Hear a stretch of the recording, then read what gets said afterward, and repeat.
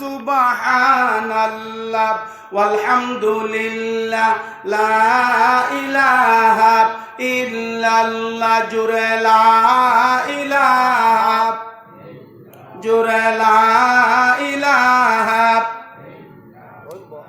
লা ইলাহা। প্রিয় সুধী মণ্ডলী, তাহলে আপনাদেরকে আমি বলছিলাম ইয়াকা না'বুদু ওয়া ইয়াকা নাস্তাঈন।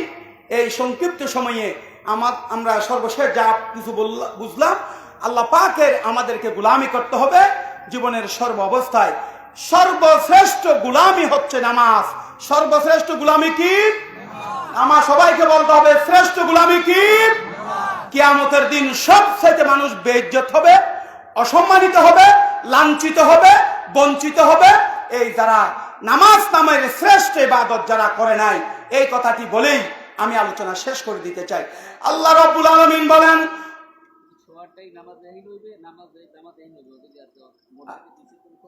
নামাজ এখানে হবে ইনশাআল্লাহ 10 থেকে 15 মিনিটের মধ্যেই, 8:30টায়। আমি জাস্ট টাইমে আমরা নামাজে দাঁড়িয়ে যাব। আল্লাহ যেন তৌফিক দেয়, বলেন আমিন। উতলু মা উহিয়া ইলাইকা মিনাল কিতাবি ওয়া আকিমিস সালাত ইন্নাস সালাতা তানহা আনিল ফাহশাই ওয়াল মুনকার। নবী, আমি আপনার উপরে যেই কিতাব নাযিল করেছি এই কিতাব আপনি মানুষের কাছে তিলাওয়াত করে শোনান, আর আপনি নামাজ কায়েম করেন। নিশ্চয় এই নামাজ দুনিয়ার সমস্ত খারাপ কাজ থেকে মানুষকে বাঁচিয়ে রাখে। সুবহানাল্লাহ। দুনিয়ার সমস্ত খারাপ কাজ, চুরি, ডাকাতি, জেনা, বদমাশি, সমস্ত খারাপ কাজ থেকে মানুষকে বাঁচিয়ে রাখে কিসে? নামাজ। কিসে বাঁচিয়ে রাখে? নামাজ, নামাজ, নামাজ। কিয়ামতের দিন সমস্ত মানুষের কাছে আল্লাহ পাক নামাজের হিসাব নিবেন।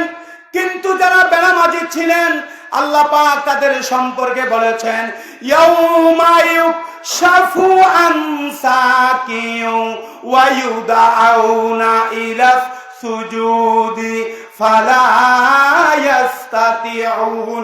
কিয়ামতের দিন মহান আল্লাহ রাব্বুল আলামিন হযরত আদম আলাইহিস সালাম থেকে শুরু করে হযরত ঈসা আলাইহিস সালাম পর্যন্ত দুনিয়ার সমস্ত নবীদের উম্মতদেরকে আল্লাহ রাব্বুল আলামিনের দরবারে সিজদা করতে বলা হবে। কিন্তু যারা বেনামাজি ছিল তারা আল্লাহ পাকের দরবারে সিজদা করতে পারবে না। অবস্থাটা কি হবে? খাশিয়াতান আবসারুহুম তারহাকুহুম জিল্লাহ। তাদের অবস্থা খারাপ হবে, তাদের মুখটা নিচু হয়ে থাকবে, অপমানের লাঞ্ছনা তাদেরকে চেপে বসবে। কিয়ামতের দিন তাম পৃথিবীর সমস্ত নবীদেরকে আল্লাহ পাকের দরবারে সিজদা করতে বলা হবে। কিন্তু যারা বেনামাজি ছিল তারা আল্লাহ পাকের দরবারে সিজদা করতে পারবে না। নাউযু বিল্লাহি মিন যালিক। ইয়াকা না'বুদু, হে আল্লাহ তোমার এই গোলামি করি, সব সময় তোমার গোলামি করার মতো তৌফিক দান করে, বলেন আমিন। নামাজের ভিতরে মন্ত্রী দাঁড়ালেন, মন্ত্রী সাহেবের ড্রাইভার সাহেব দাঁড়ায় গেলেন, আমির দাঁড়ালেন, ফকির দাঁড়ালেন। নামাজ পড়তে গিয়া মন্ত্রী সাহেবের গায়ের মধ্যে পাও লেগে গেছে ড্রাইভার সাহেবের। নামাজ শেষ হয়ে যাওয়ার পরে মন্ত্রীর বাবার ক্ষমতা নাই। ড্রাইভার সাহেব সলিমউদ্দিন, তোমার পা আমার গায়ের মধ্যে লেগেছে, তোমার চাকরি সুদ্ধা খেয়ে ফেলবো, এইরকম কোন কথা বলার স্বাধীনতা আল্লাহ কোন মন্ত্রীর 14 গোষ্ঠীরে দেয় না। ঠিক কিনা বলেন? মন্ত্রী সাহেব, এটা আপনার বাড়ি নয়, এটা প্রধানমন্ত্রীর কার্যালয় নয়, এটা এমপি হোস্টেল নয়, এটা সংসদ ভবন নয়, এটা আল্লাহ পাকের ঘর। সুবহানাল্লাহ বলেন। বিশ্বকবি, কবি সম্রাট আল্লামা ডক্টর ইকবাল রহমতুল্লাহ আলাইহি বলেন, এক হি साब में करे हो गिए महमूद আয়াজ, না কুই বান্দা রাহা না কুই বান্দা নেওয়াজ। একই কাতারে দাঁড়িয়ে গেলেন সম্রাট মাহমুদ এবং তার চাকর আয়াজ।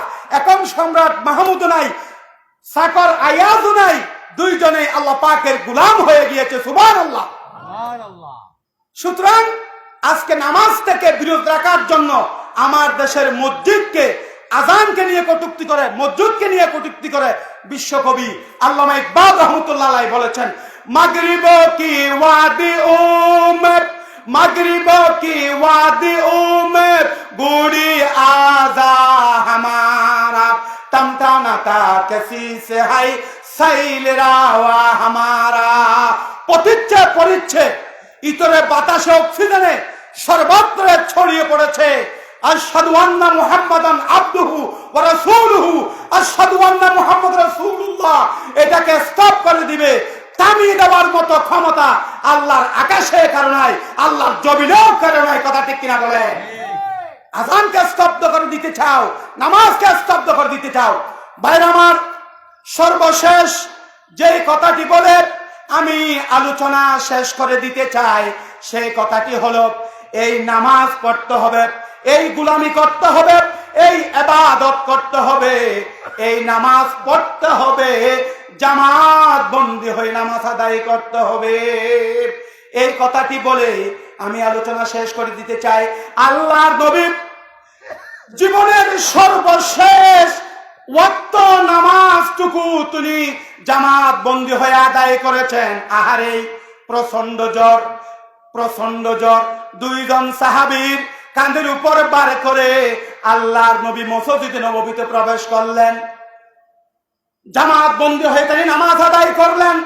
নামাজ পড়ার পরে তিনি ভাষণ দিলেন, আজকে থেকে মসজিদে নববীর সমস্ত দরজাগুলি বন্ধ হয়ে যাবে, শুধুমাত্র আবু বকরের দরজাটা খোলা থাকবে। সুবহানাল্লাহ। আল্লাহর নবী ভাষণের ভিতরে বলেন, আল্লাহ রাব্বুল আলামিন তার এক বান্দাকে দুনিয়ার সমস্ত সম্পদ বলতে জাগতিক সম্পদ যা কিছু বোঝায়, সমস্ত সম্পদ তার এক বান্দাকে দিতে চেয়েছিলেন।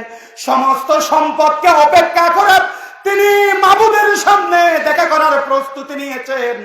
কথার মানি অর্থ কেউ তো বুঝলো না, কিন্তু জ্ঞান বৃদ্ধ আবু বকর তিনি বুঝতে পেরেছেন।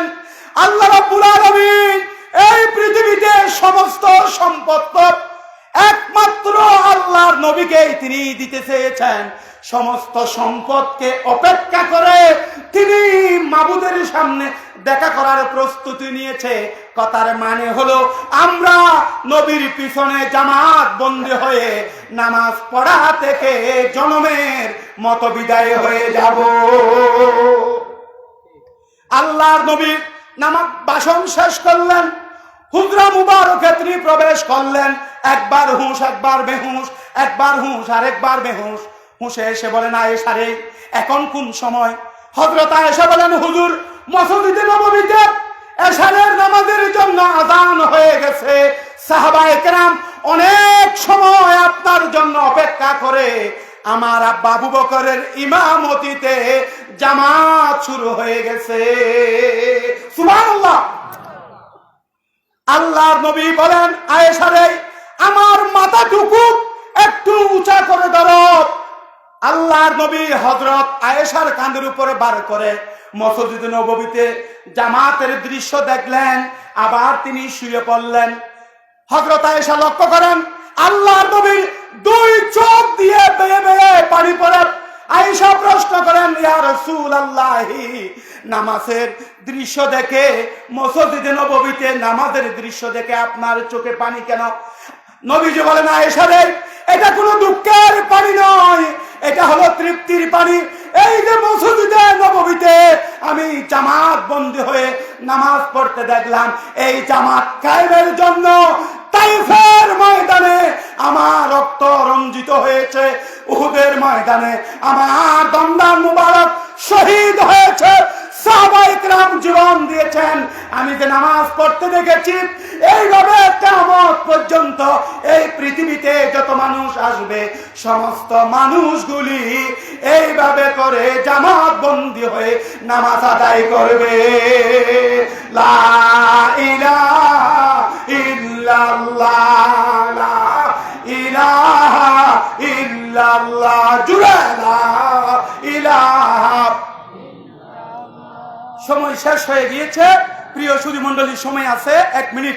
নামাজের গুরুত্বের উপরে অনেক কোরআনের কথা বললাম, হাদিস বাদ পড়ে গেছে সময়ের স্বল্পতার কারণে পারি নাই। সর্বশেষ 1 মিনিটেই একটা হাদিস বলে, এই হাদিস পুরুষের জন্য নয়, এই হাদিস মাইকের আওয়াজ যতটুক যাচ্ছে মা বোনদেরকে লক্ষ্য করে 1 মিনিট।